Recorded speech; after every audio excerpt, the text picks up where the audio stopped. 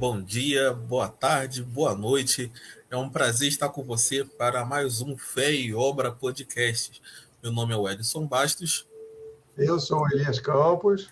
e é um prazer estar aqui com você, tratando de um assunto, talvez seja aquele mais central que nós vamos tratar no momento, se a gente considerar, claro, o tema do nosso podcast e também a sua proposta. Hoje nós vamos falar sobre a relação, se é que existe, entre fé e obras. Espero que você fique com a gente até o final, que eu tenho certeza que pelo menos com algumas dúvidas a mais você vai sair daqui. É verdade, Wellington. Como diz o ditado, né, o que move o mundo são as dúvidas e não as respostas, né? Então, estamos aqui para levantar bastantes questionamentos para a galera que está nos ouvindo aí, né, seja de manhã, de tarde ou de noite, dentro do ônibus, em casa, antes de dormir, no momento que você estiver nos ouvindo aí. Então, estamos aqui para mais um Fé e Obras Podcast, falando sobre o tema Fé e Obras. Exatamente, muito bom. Bom, quando a gente trata dessa dicotomia, é muito comum o debate render, Verdade. porque às vezes nós falamos que a fé, né, ela é suficiente, né, usamos a Bíblia, inclusive, né, pela graça Sois sois salvos. salvos. Então, não tem nada que eu possa fazer para ser salvo. Em contrapartida, quando nós vamos ouvir falar das obras, nós também entramos em um outro debate que é muito grande. Porque, como nós falamos, inclusive, alguns episódios atrás, né, Deus vai julgar as nossas obras. Verdade. Se a gente não fizer nada, como que vamos expressar que cremos em Deus? Então, sempre existem discussões que vão para esses caminhos.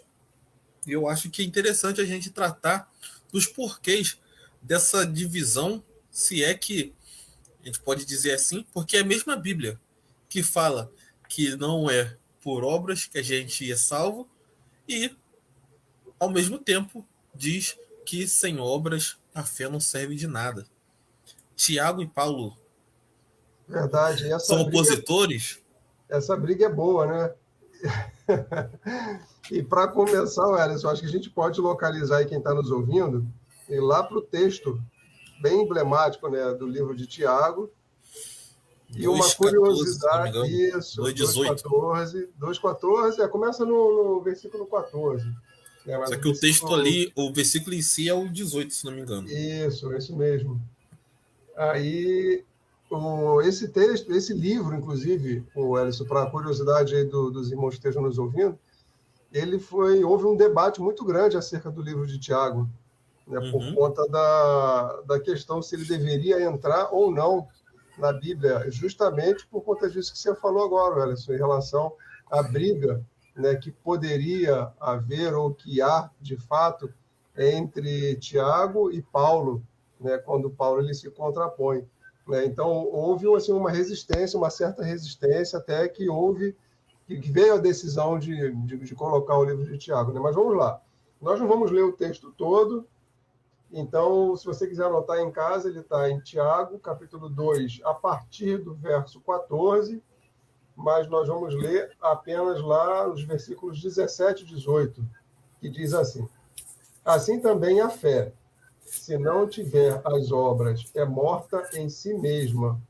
Mas dirá alguém: Tu tens a fé, e eu tenho as obras. Mostra-me a tua fé sem as tuas obras, e eu te mostrarei a minha fé pelas minhas obras. Esse é o texto, Ellison. Então, quem quiser chamar a Bíblia de contraditória, tem aí munição suficiente. Mas eu acho que ao longo do caminho nós vamos tentar esclarecer. Queria fazer Verdade. uma sugestão de leitura de um livrinho. Eu não sei se quem nos ouve é assim também. Eu compro livros achando que um dia eu vou precisar deles. E eu tenho um ritual que eu só tiro do plástico quando eu vou ler de fato. Então eu tô olhando Legal. aqui pra minha estante, tem um monte de livro que tá lacrado ainda. Já comprei faz um tempo, né? E ele ainda tá lacrado. E essa semana eu fiquei muito feliz porque eu pude tirar um do lacre. Que eu comprei já fazia um tempo, só que ainda não tinha parado para ler. Que é esse aqui, ó. Paulo versus Tiago. Um livro da Mundo Cristão. Sim. Uma editora conhecida. Aí o subtítulo é Como conciliar suas aparentes diferenças num debate sobre fé e obras. Acho que mais pontual é impossível. Verdade. E foi muito legal essa minha experiência com essa leitura. E eu acho que isso vai agregar, porque, no meu ponto de vista, o maior problema nessa aparente diferença é a leitura que a gente dá a ela. Acho que não cabe a gente pensar que eles estão falando coisas opostas, porque se foi divinamente inspirado todos esses textos, é porque tem um porquê e faz parte de todo um corpo que é coerente em si. Sim. Então, eu acho que quando a gente fala sobre a fé e a falta de necessidade de obras, nós estamos lendo muito pela ótica da reforma protestante, né? Que nós somos descendentes.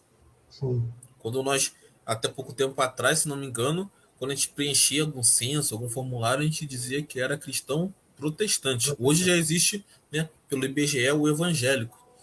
Né? Você faz essa divisão entre evangélico, católico e tal. Hoje, com essa distinção, melhor, com essa identificação de protestante, então, nós somos muito influenciados por aquela leitura. E, como toda leitura, ela é fruto de um contexto e de um espaço, né? Um espaço e um tempo.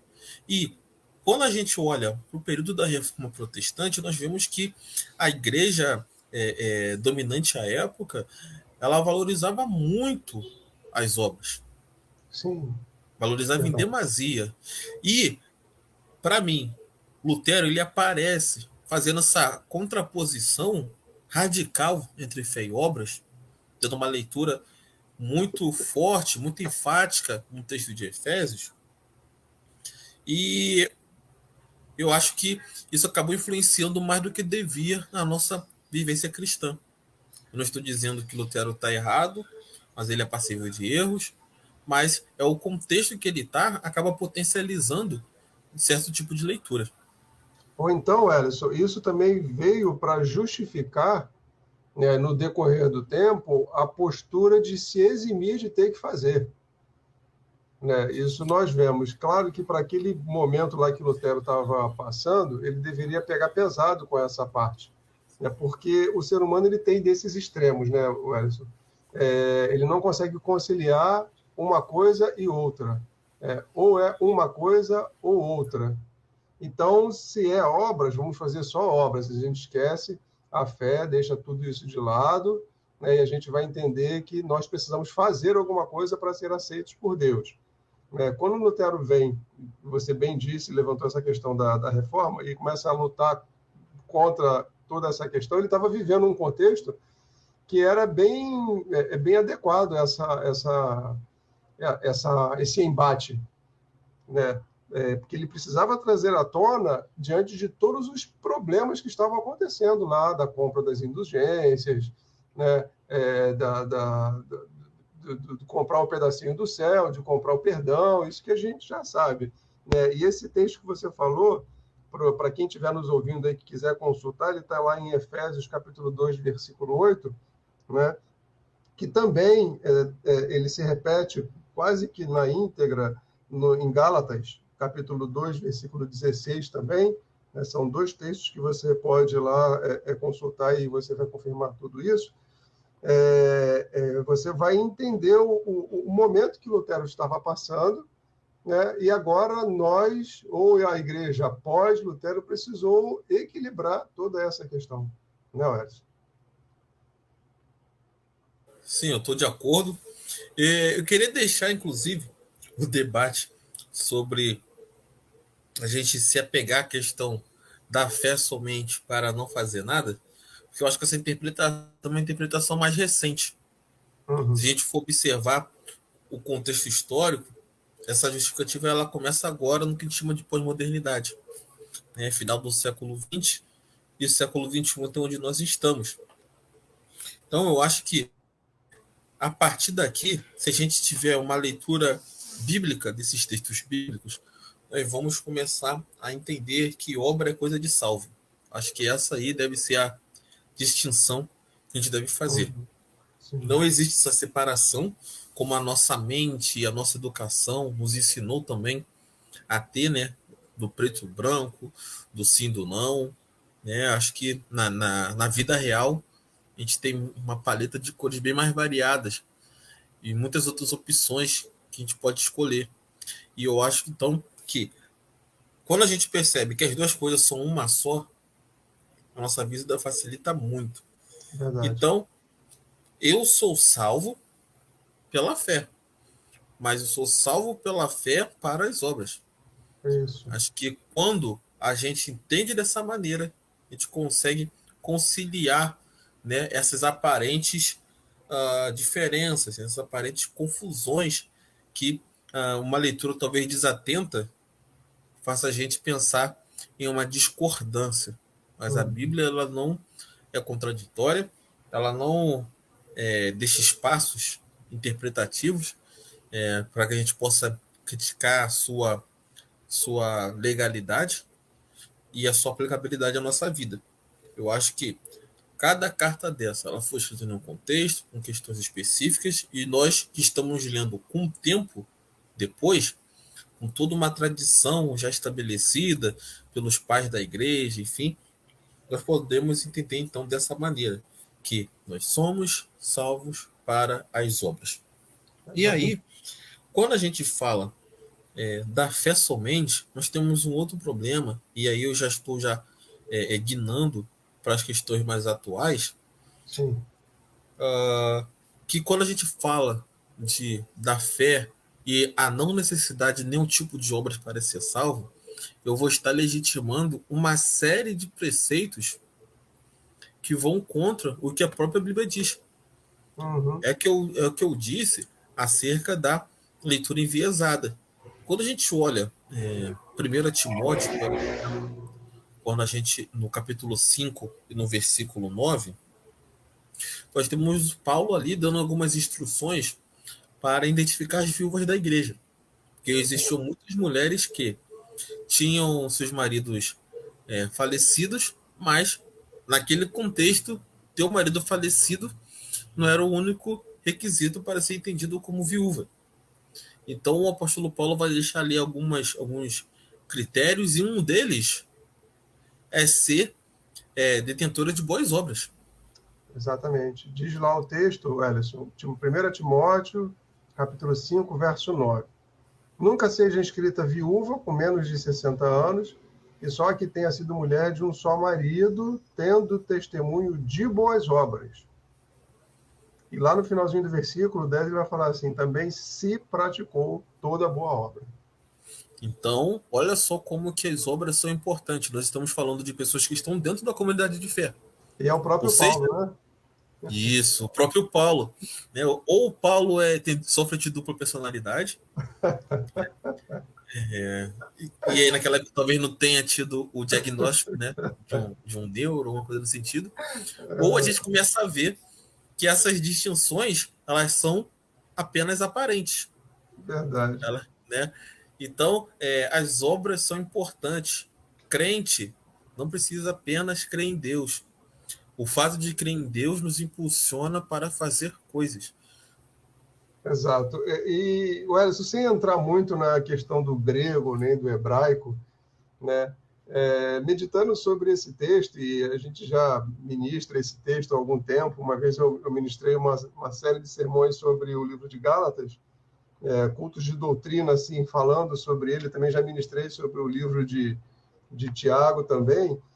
Tem um detalhezinho lá no livro de Gálatas que ele pode fazer toda a diferença. Isso sem entrar na questão do grego nem do hebraico. Né? Gálatas capítulo 2, versículo 16, que é um texto bem emblemático, diz o seguinte: sabendo que o homem não é justificado pelas obras da lei, mas pela fé em Jesus Cristo. Ou seja, eu acho que tem coisas e coisas. E o detalhezinho aqui, Wellington, é obras da lei. O próprio Paulo, ele vem falando assim, olha, nós não somos justificados por aquilo que nós fazemos de acordo com a lei. E essa lei aí nós entendemos que é a lei de Moisés. Ou seja, a lei que foi estabelecida para o povo de Deus como um aio, né, como uma ajudadora do povo para guiar o povo naquele momento que não tinha o Espírito Santo, que nós já entendemos tudo, todo esse contexto. Né? Então, utilizar esse texto aqui de Gálatas para poder se auto-justificar, ou então colocar Paulo contra Tiago, né, é não querer entender o que está escrito aqui e fazer uma leitura, como você mesmo fala, enviesada dessa questão, porque nós entendemos que na obra da lei nós deveríamos fazer para ser aceito. Né? Só que com a salvação, e aí vem uma palavra também que eu vou falar aqui, que normalmente na igreja se ouve, e as pessoas não entendem, que é justificação. É uma doutrina, né, bem importante. A justificação é aquilo que acontece quando a gente aceita Jesus. E é algo de dentro para fora. Né? É o Senhor Jesus nos aceitando, nos tornando justo. Né? Não é do ser humano para Deus, mas é de Deus para com o ser humano. Então, essa justificação, ser justificado pelas obras da lei, é assim, olha, nós não somos aceitos por Deus por aquilo que nós estamos fazendo em relação à lei de Moisés. Isso Gálatas está falando aqui. Então, não tem como também pegar esse texto para poder ir contra aquilo que Tiago está falando. Isso a gente pode tomar esse texto e depois você pode ler lá com mais calma o Efésios, você vai ver que é o mesmo contexto, tanto é que ele usa os justificados pela graça. Né? Lá em Efésios, ele vai falar, pela graça sois salvo. Ele vai utilizar a graça. E em Romanos, capítulo 5, versículo 12, ele vai utilizar da mesma forma, ou seja, você que acha que a obra está de encontro, ou está indo contra a fé, você está bem enganado em relação a isso aí. Não é verdade, Wellington? Sim, excelente. Uma outra coisa que é importante da gente ter, estar por dentro, é exatamente esse debate que o Paulo faz também sobre as coisas da circuncisão e não circuncisão. Eu acho que é mais ou menos o mesmo caminho que ele está Exatamente. traçando, quando ele fala de velha aliança, quando fala de lei, porque ele está falando com pessoas que foram educadas, cresceram dentro de um contexto em que precisava daqueles rituais, precisava Isso. daqueles símbolos, precisava daquelas marcas para se entender como parte de algo. E aí, Paulo está dizendo que nós não somos mais destacados a partir de símbolos externos, de expressões externas, né? Ou questões relacionadas à identidade. Mas o que nos une agora não é mais a circuncisão. O que nos une agora é o sangue de Jesus. É uma nova aliança, é um novo pacto que foi estabelecido e faz a gente ter oportunidade de caminhar de outra maneira. Então, essa questão da fé somente, pelo menos no meu ponto de vista, parece então estar resolvida, superada, e acho que a gente já entende que a expressão da nossa fé são as obras, né? Porque são as obras que vão testificar. Lembre do texto lá de Timóteo. Vão testificar se somos crentes ou não, se somos fiéis ou não. E aí eu Exatamente. acho que quando a gente fala agora, vamos falar agora das obras, as obras sem fé também, se a gente fizer o caminho inverso, as obras sem fé é tão morta quanto. Eu Exato. acho que aqui a ordem dos produtos não altera os fatores. Não sei se esse é o ditado, eu sempre erro o ditado, ainda mais se tiver exatas no meio. Né? As ordens dos fatores não alteram o produto. Acertei. Aham. Então, eu acho que as obras sem fé também não servem de nada. Exato.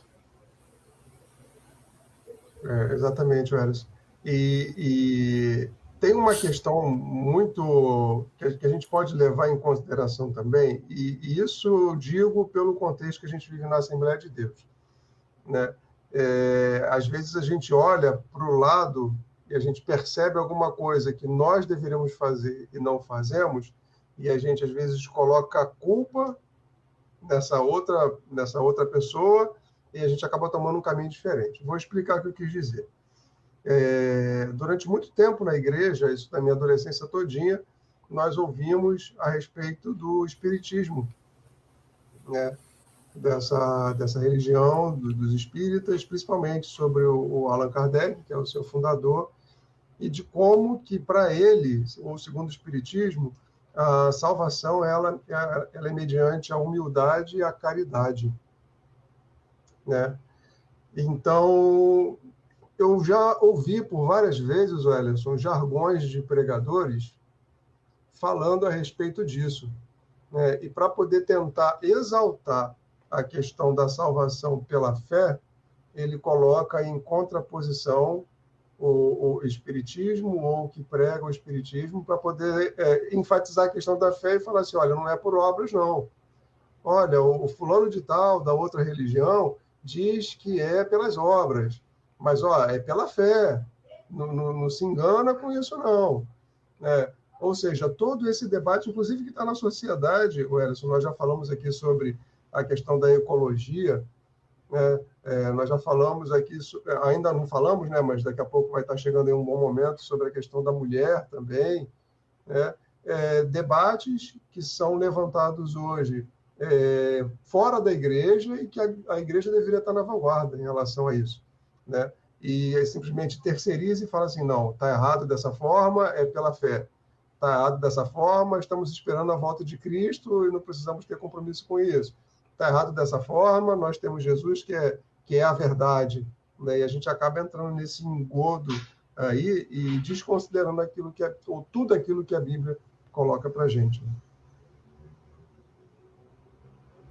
Não, eu acho que a gente está de acordo nesse sentido. Eu também vi muitas pregações, aulas, enfim, em que se legitimava a questão do crer para ser salvo, parecendo que as obras são coisas de pessoas que são adeptas de outro tipo de religião, outro tipo de credo.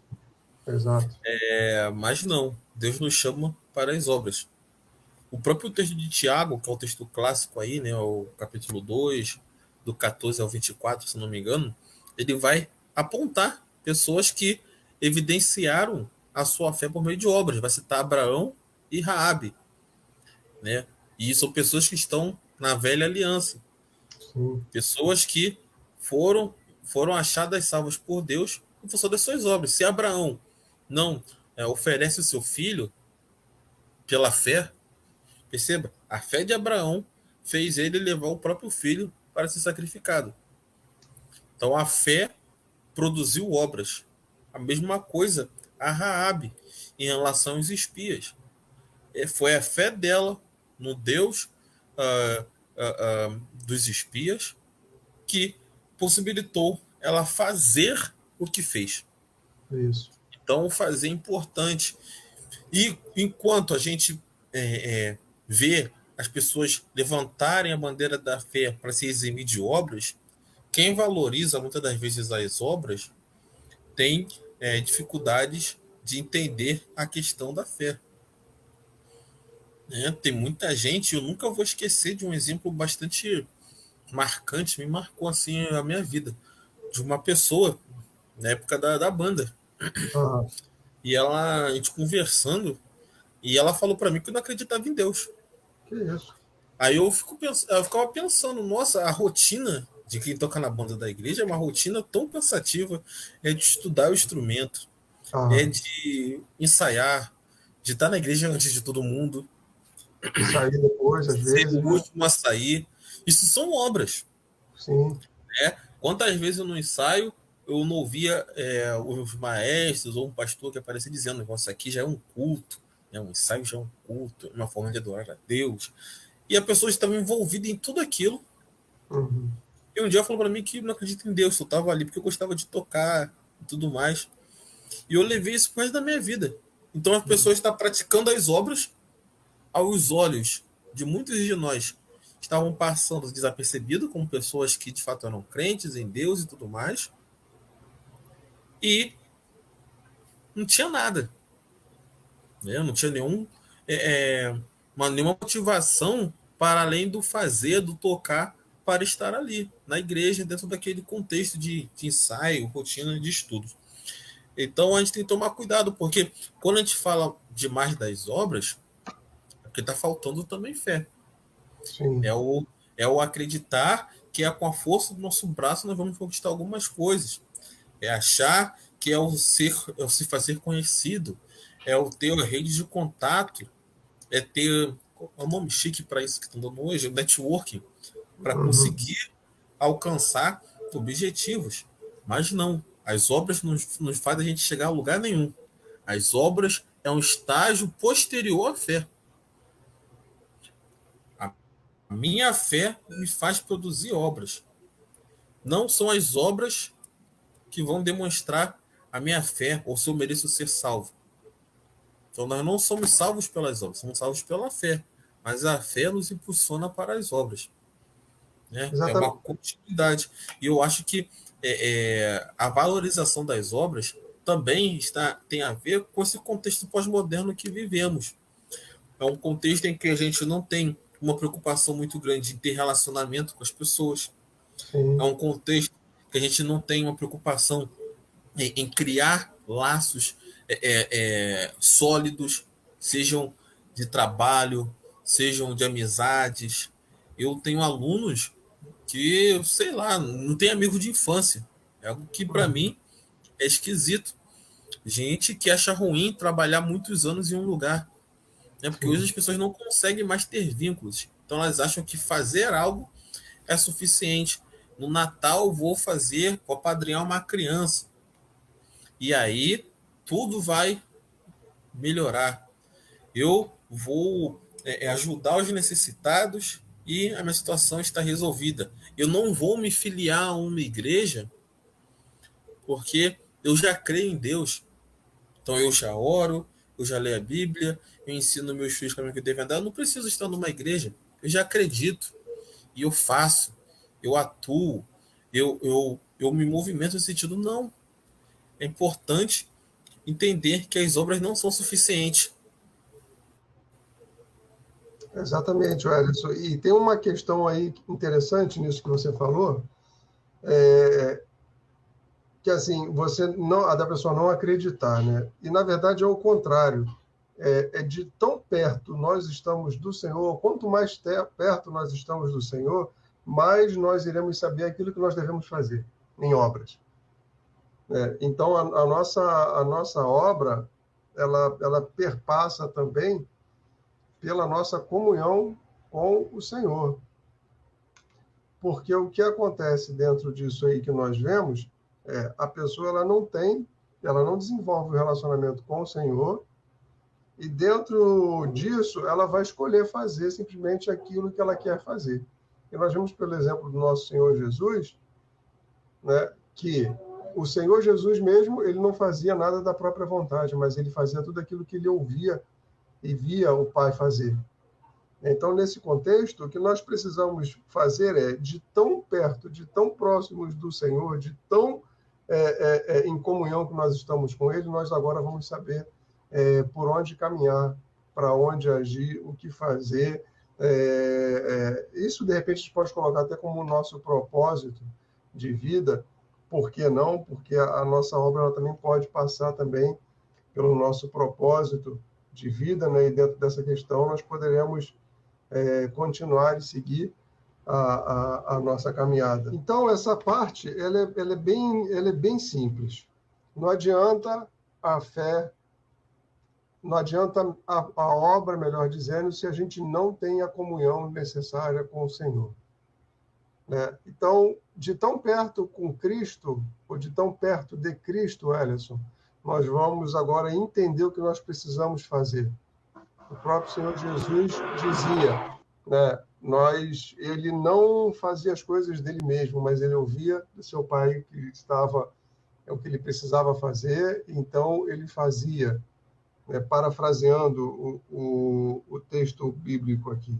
Né? Então, de tão perto do Senhor, nós vamos entender o que nós precisamos fazer. E não é simplesmente fazer também aquilo que a gente quer fazer.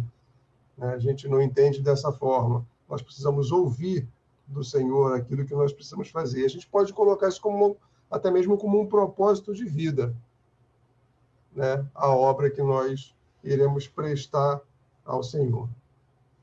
A própria Bíblia, ela vai falar sobre ministérios, sobre vocação. Então, acho que o livro que foi escrito para aqueles que creem, falar sobre divisões ministeriais, essas coisas, está estritamente relacionado ao fato de que a gente tem que fazer algo por ser salvo. Isso. Não para ser, mas por ser. É evidente, portanto, que não é uma coisa ou outra que a gente precisa debater. Não se um argumento invalida o outro, mas até que ponto um comprova o outro. É o tempo inteiro indo de um para o outro e outro para um. Eu tenho fé, então as minhas obras vão testificar a minha fé. Se eu valorizo em demasiado as obras, até que ponto essas obras estão condizentes com a fé que eu tenho. Porque beleza, eu estou super envolvido nas atividades da minha comunidade de fé, da minha igreja, mas e o meu devocional? E o meu testemunho em casa? O meu testemunho nas redes sociais? As minhas obras, elas precisam estar o tempo todo confirmando a fé que eu tenho. Caso contrário, nós estaremos, sei lá, perdendo tempo. É óbvio que o nosso serviço, nosso trabalho vai ser útil para algumas pessoas, mas as nossas obras não vão nos salvar.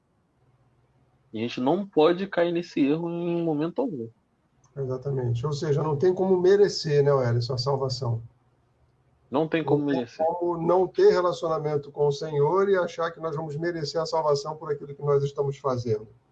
E nós vimos isso, não tem segredo. O segredo, se há, é olhar para a vida de Jesus. Porque Jesus ele demonstrou ser quem ele era por meio das coisas que ele fazia. Então, Exato. ele demonstrou ser o Filho de Deus pelas obras que ele fez, por suas pregações, pela maneira como ele vivia. Né? E obra, Wellington, também é a maneira como nós vivemos. Né? A maneira como nós construímos o nosso dia a dia, a maneira como nós nos portamos perante a sociedade também está enquadrado como as nossas obras, ou seja, não é somente aquilo que a gente coloca a mão para fazer, mas também todo um estilo, um modo de viver. Né? Eu tive uma experiência interessante com relação a isso no trabalho, quando eu fui interrogado por um colega a respeito de grandes pregadores aí da mídia, que ganhavam salários altíssimos, que tinham tal... Enfim, eu falei, olha, essa não é a realidade da Assembleia de Deus. Aí ele, poxa, como assim? Eu falei, não, esses pregadores não representam a gente. Por mais que um ou outro seja da Assembleia de Deus, ele não representa a gente, porque o que nós fazemos é isso. Aí fui listando para ele das coisas que nós fazíamos, da influência que nós exercíamos sobre a vida das pessoas, sobre como as pessoas iam sendo transformadas também socialmente, mediante o contato delas com a fé, e a pessoa me olhou assustada, assim, nossa, mas vocês fazem tudo isso? Aí eu falei para ela, isso é o resultado da nossa fé. Isso aí. E se enquadrou, e isso veio muito, Ellison, no que diz respeito à pós-modernidade, porque o homem, o ser humano pós-moderno, ele não quer ouvir simplesmente aquilo que a gente está falando, ele quer ver nas nossas ações o reflexo do que nós estamos dizendo. Uhum. O homem pós-moderno ele não quer simplesmente ouvir que existe um Deus, não, ele já sabe que existe. Né? Agora, a questão é por que eu tenho que me relacionar com esse Deus? Por que eu tenho que entregar a minha vida a esse Deus? Né? Por que eu tenho que me submeter a ele como você também se submete? Enfim.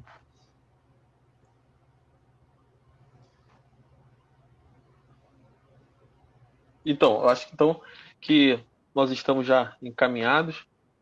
Como eu disse no início do nosso episódio, nós temos como objetivo deixar você com muito mais perguntas. Mas eu acho que se a gente puder tirar algo desse nosso encontro, desse nosso bate-papo, eu acredito que entender que Tiago e Paulo não são inimigos é uma coisa importante. Já é um bom Entender começo. que a Bíblia não é contraditória, é um outro ponto que eu acho fundamental. Verdade. Que a gente tem que tomar cuidado com a leitura que a gente faz dos textos, porque como a gente viu, o próprio Paulo vai destacar as obras como um elemento importante quando a gente vai ler o texto de 1 Timóteo 5:9. Então, nós somos salvos para as obras. A fé somente não é suficiente e as obras não vão fazer nós merecermos a salvação. Nós somos salvos porque Cristo nos amou primeiro. Não há nada que eu possa fazer e nada que você possa fazer.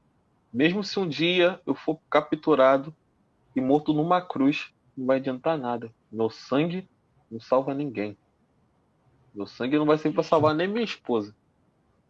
Nenhum filho meu, não vai servir para nada. Mas o sangue de Jesus, ele foi suficiente para nos trazer a oportunidade da vida eterna. E a gente só precisa correr atrás. Porque nós somos salvos, nós temos fé. E a fé vai justificar as nossas obras. Exatamente. Bem, chegando ao final de mais um Fé e Obras podcast, falando sobre fé e obras. Que você tenha sido edificado por esse tema, assim como nós estamos sendo edificados por todos esses temas que nós temos falado aí, que você tem nos ouvido aí. Esteja conosco. Se você ainda não ouviu os temas anteriores, vai lá, dá uma olhadinha lá, busca lá. Tem coisa boa para você, tem coisa importante para você estar refletindo. Deve ter coisa ruim também, mas é só desconsiderar. Pega o que é bom e leva consigo. Foi um prazer estar... Como diz o ditado, Elis, como diz o ditado, aquilo que é bom, né, foi Jesus que fez. O que está ruim foi a gente mesmo que fez, né? Fechou. Mas, de qualquer forma, esse espaço aqui é um espaço que foi feito exatamente para ser um espaço de comunhão, de alegria, de troca de experiências. E eu gostaria muito que você fizesse parte disso. Comente, compartilhe, dê sua posição, porque isso tudo vai deixar a gente, além de contente com o feedback de vocês, vai fazer também olharmos para algumas coisas, corrigir algumas coisas, e isso vai ser importante para o nosso desenvolvimento. Então, participe desse espaço como você pode, com sua pergunta, com sua sugestão, com sua crítica, que tudo isso é importante para nós. Tá certo. Alisson, um grande abraço e até o próximo Fé e Obras Podcast, se Deus quiser. Abraço, Elias. Até o próximo Fé e Obras.